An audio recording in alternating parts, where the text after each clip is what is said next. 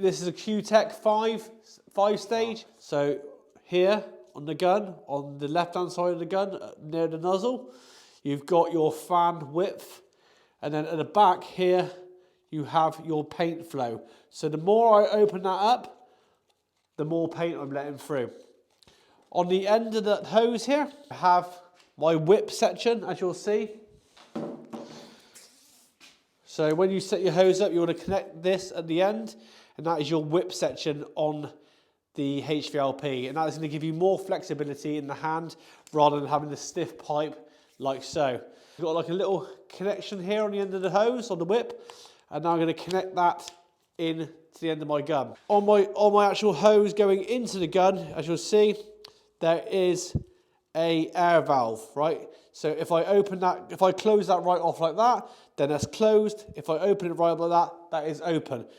I can adjust the air where I want it on that hose section. Make sure that all your fittings are nice and tight on these hoses, because if you get air leaks, then it won't pressurize properly. Also make sure that all your holes are clear. Sometimes when you're setting up your spray pattern can come like a half moon shape.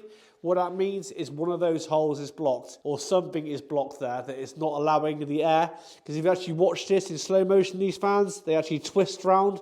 So those are called spray horns. So what it does is it twists the fan as it's coming out. But if you've got something that's blocked, then it's going to come out almost sideways. So that's why you end up with that half moon effect. I'm going to turn the HVLP on, and I'm going to start setting up my paint flow onto the paper there and get my pattern set up properly.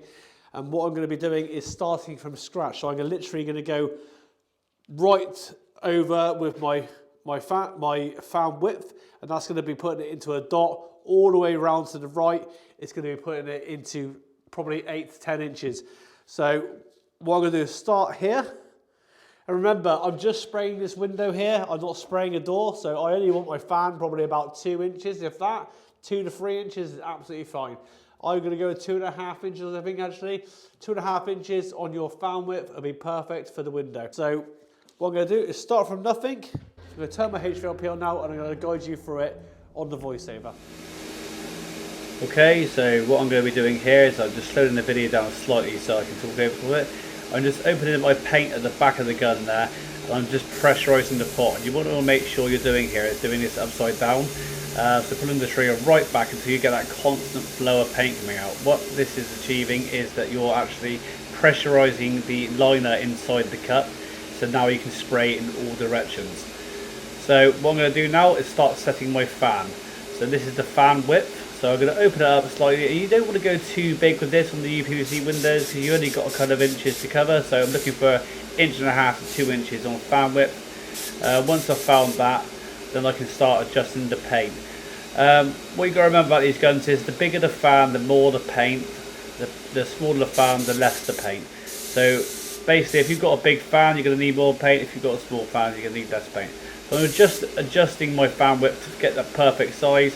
And once I find that perfect size, then I will then start adding my paints to the right consistency. Okay, so what you're looking for is a consistent fan pattern. So here I'm just going to add more paint so I get the desired amount that I want. So as you can see here now, I've got a really nice solid line of paint, and the overlaps are 50% there, and it's covering well.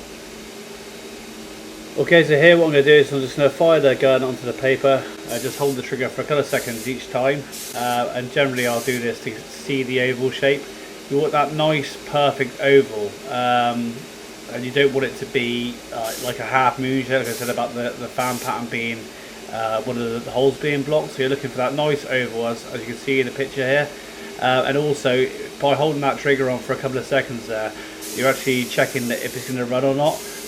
If it starts running there, then you need to turn the paint down slightly, but it's a good indication that you've got the right pattern set up.